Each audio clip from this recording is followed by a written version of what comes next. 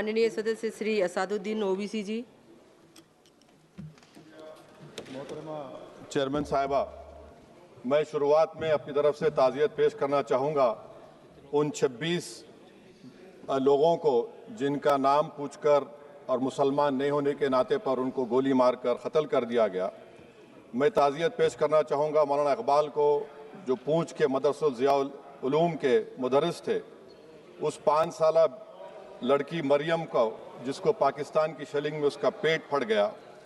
मैं ताज़ियत पेश करना चाहूँगा मैडम ज़ैन अली और उर्वा फातिमा, इन दो जुड़वा भाई बहनों को जिनकी उम्र 14 साल थी। लांस नायक दिनेश कुमार को, बीएसएफ के सब इंस्पेक्टर मोहम्मद इम्तियाज़ को। मैं शुक्रिया अदा करना चाहूँगा कश्मीर की आवाम का कि उन्होंने पहलगाम के वाक़े के बाद मस्जिदों से ऐलान किया मजम्मत का, बग़ैर किसी के बोलने पर रोड पर निकलकर उन्होंने पाकिस्तान से आए हुए दहशतगर्दों की मजम्मत की। मैं मुबारकबाद देता हूँ हमारी मुसल्लह अफवाज को कि उन्होंने एक अजीम कुर्बानी पेश की और बहादुरी के साथ ऑपरेशन सिंदूर में भारत को कामयाबी दिलाई। मैं मुसल्लह अफवाज ने पहले 9 दहशतगर्द ठिकानों पर उनको निशाना बनाया और सबसे मेरी नज़र में जो दहशतगर्दी के दिल पर हमला हुआ वो भावलपुर का था और 6 एयरफील्ड, 3 हैंगर और 2 रनवेज को हमने तबाह किया। बाद में ऑपरेशन सिंदूर की कामयाबी की एक अहम वजह यह थी मैडम कि मुल्क में इत्तेहाद और इत्तेफाक पैदा हो गया था, एक यूफोरिया पैदा हो गया था, मगर अफसोस कि हुकूमत ने उसका फ़ायदा नहीं उठाया। मैं आज भी कह रहा हूँ, जिम्मेदारी के साथ कह रहा हूँ कि पाकिस्तानी फ़ौज, पाकिस्तान की ISI, पाकिस्तान का डीप स्टेट, उनका हयाती मकसद ये है कि हमेशा भारत को कमज़ोर किया जाए और अगर हमको इन ताकतों को कमज़ोर करना है तो देश में इत्तेहाद और इत्तेफाक को बरकरार रखना पड़ेगा। अगर हम बुलडोज़र के ज़रिए या फिर लिसानी जबर के ज़रिए या मजहबी फ़िरका परस्ती के ज़रिए अक़लियतों को निशाना बनाएंगे तो हम खुदा ना खास्ता उन पड़ोसी मुल्क के दहशतगर्द तंजीमों को कहीं कामयाब ना हो जाए। मैडम, मैं आपके सामने ये भी कहना चाहूँगा कि इत्तेहाद और इत्तेफाक इस मुल्क में जब मजबूत होगा तो हमको बैनुल-अक़वामी सतह पर दिखाने की ज़रूरत नहीं पड़ेगी। मैं आपकी तरफ से हुकूमत से चंद सवालात करना चाहूँगा कि वज़ीर आज़म ने कहा कि खून और पानी एक साथ नहीं बह सकते, आतंकवाद और बातचीत एक साथ नहीं हो सकती। तो मेरा सवाल आपके ज़रिए से वज़ीर आज़म और हुकूमत से ये है, फिर जिन इंसानों को बैसारा की वादी में मारा गया था, क्या आपका ज़मीर इस बात की इजाज़त देता है कि आप ट्रेड बंद कर दिए, पाकिस्तान का एयरक्राफ्ट हमारे एयर स्पेस में नहीं आ सकता, उनकी कश्ती हमारे पानी में नहीं आ सकती, ट्रेड खत्म हो चुका है डायरेक्ट इनडायरेक्टेड, आपका ज़मीर जिंदा क्यों नहीं है? किस सूरत से आप पाकिस्तान से क्रिकेट मैच खेलेंगे जब हम पानी नहीं दे रहे हैं? 80% पानी पाकिस्तान का हम रोक रहे हैं, ये कहकर के पानी और खून नहीं बहेगा, आप क्रिकेट मैच खेलेंगे? मैडम, मेरा ज़मीर तो गवारा नहीं करता कि मैं उस मैच को देखूंगा। क्या इस हुकूमत में इतनी हिम्मत है कि उन 25 मरने वालों को फोन करके कहे कि देखो हमने ऑपरेशन सिंदूर में बदला ले लिया, अब तुम पाकिस्तान का मैच देखो? बड़ी अफसोस की बात है मैडम। मैडम, अकाउंटेबिलिटी किस पर है? पहलगाम किसने किया? 7.5 लाख हमारी फौज और सेंट्रल पैरामिलिट्री फोर्स है, ये कहां से 4 चूहे घुसकर हमारे भारत के नागरिक को मारे? अकाउंटेबिलिटी किस पर फिक्स होगी? LG पर फिक्स होगी तो LG को बरतरफ करिए, IB पर आती है तो एक्शन लीजिए, पुलिस पर आती है तो एक्शन लीजिए, मगर आप ये समझ रहे हैं कि ऑपरेशन कर दिया और हम खामोश लोग भूल जाएंगे। अकाउंटेबिलिटी फिक्स करना पड़ेगा। मैडम, डिटरेंस आपकी क्या है? आपने सर्जिकल स्ट्राइक किया, आपने बालाकोट किया, फिर ये पहलगाम हुआ, तो आपकी डिटरेंस की पॉलिसी नाकाम साबित हुई, कश्मीर की पॉलिसी नाकाम साबित हुई, 370 हटा दिया आपने एक रियासत को यूटी बना दिया और उसके बावजूद भी दहशतगर्द वहां पर पहुंच गए।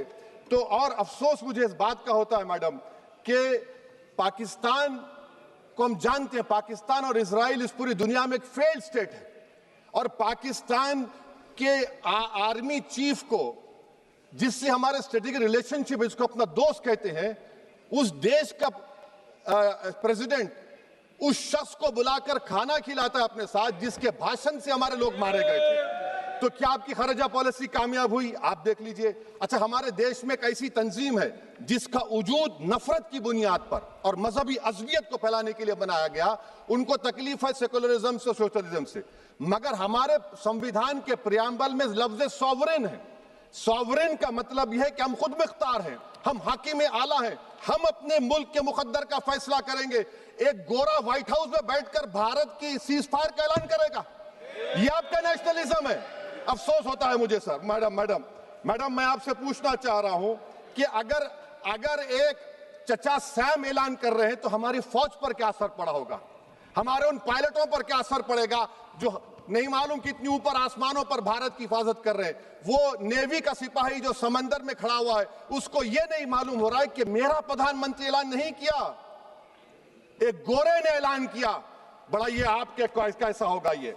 मैडम, मेरा सवाल हुकूमत से यह भी है कि हम कोई एडवर्सेरियल कंट्री नहीं है अमेरिका के लिए, हम दोस्त हैं, स्ट्रेटेजिक रिलेशनशिप है। क्या क्या एग्रीमेंट हमने साइन नहीं किया, तो क्या ये दोस्ती निभा रहे हैं? मैडम, मैं हिस्टोरिकल एग्जांपल दे रहा हूं। क्रुश्चेव और टीटो, क्रुश्चेव ने दबाव डाला, टीटो ने कहा मैं नहीं मानता, मैं नैम ज्वाइन करूंगा। मैडम, फ्रांस और यूएसए, डिगोल को जब यूएसए ने दबाव डाला तो डिगोल ने कहा कि तुम दोस्त हो मगर हमारी खारिजा पॉलिसी आजाद ना है। मैडम, वहीं पर आप देखिए गुजराल साहब, जिसको कहते सबसे कमजोर थे, वजीर आजम थे, उन्होंने बहादुरी का मजारा किया, रिफूलिंग करने नहीं दिया। वियतनाम 20 साल यूएसए से लड़ा मगर झुका नहीं, और हम उनको बोल भी नहीं पा रहे, हम तो कोई दुश्मन मुल्क तो नहीं है अमेरिका के, ये आपको समझने की जरूरत है। और मैडम, यहां पर वजीर खारजा ने कहा वो चीन गए, डिप्टी चीफ ऑफ स्टाफ ने कहा कि चीन के इक्विपमेंट एक लाइव लैब था हमारे उनके लिए। क्या आपने कहा चीन को कि तुमने क्यों दिया पाकिस्तान को हथियार? आप नहीं कहे।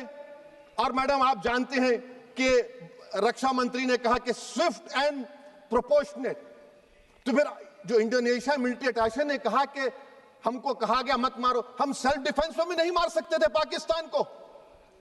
और अगर आप ट्रंप के बयान को गलत कह रहे हैं कि 5 एयरक्राफ्ट नहीं गिरे, मैं यकीन करता हूं आपकी बात का। आप हमारे पायलट्स को कमेंट करिए ना, हमारे पायलट्स को कमेंट करिए कि हम अपने पायलट्स की तारीफ करते हैं, आप वो भी नहीं करना चाहते। मैं हुकूमत से जानना चाहता हूं मैडम कि क्या फ्रांस ने हमको सोर्स कोड नहीं दिया जिसकी वजह से हमारे एयरक्राफ्ट को क्या नुकसान हुआ? अब मुस्तकबिल में आप हथियार खरीदेंगे तो क्या आप सोर्स कोड हासिल करेंगे? और मैडम, मैं आपको बताना चाह रहा हूं, मेरे सवाल का जवाब हुकूमत दे। हमारे पास सैंक्शन जो स्क्वाड्रन है 42 है, 60 साल के बाद सिर्फ 29 काम कर रहे हैं। पाकिस्तान के पास 25 हैं, चीन के पास 50 से ज्यादा हैं। 11 साल से आप सरकार में हैं, सबमरीन नहीं है, थर्ड एयरक्राफ्ट कैरियर कहां पर है आप बताइए।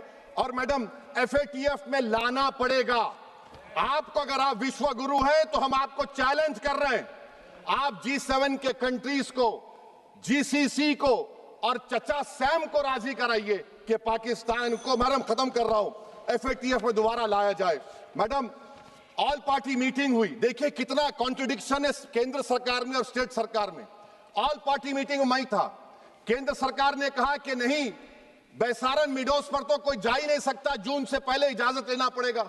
बाद में हमको मालूम हुआ कि साल भर खुला रहता मिडोस सिवाय बारिश और स्नो के। ये कॉन्ट्रडिक्शन है केंद्र सरकार में। वहां पे मैं हुकूमत से मुतालबा करता हूं मैडम आपके जरिए से कि कौमी सिक्योरिटी को, नेशनल सिक्योरिटी को, खारिजा पॉलिसी को, फॉरेन पॉलिसी को राजनीति का मुद्दा मत बनाइए, राजनीति का मुद्दा मत बनाइए। ये हमारे मुल्क में मुफाद होगा, हमारे मुल्क के इत्तेहाद और एकजुटती को आप एक वोट का जरिया मत बनाइए।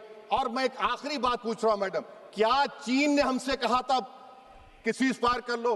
और कैसे पाकिस्तान ने हमारे पायलट्स की बातों को सुना कि हमारा कम्युनिकेशन एनक्रिप्ट नहीं है?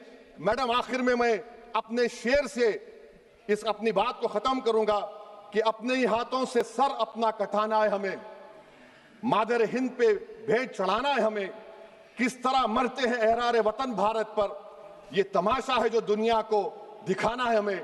ये मैं भारत की उस बहादुर फौज के नाम पे करता हूं, मुसल्ह फौज के नाम पे करता हूं। ये शेर कहने वाला कोई बीजेपी का नहीं था, ये शेर कहने वाले का नाम शेर था, शहीद अशफाकुल्लाह। मैं फिर से हुकूमत से कह रहा हूं, पाकिस्तान टेररिज्म करेगा, आप तैयार हो जाइए। आप चीन से मोहब्बत, कितना इम्बैलेंस हुआ ट्रेड का, कितना इम्बैलेंस हो रहा है चीन से।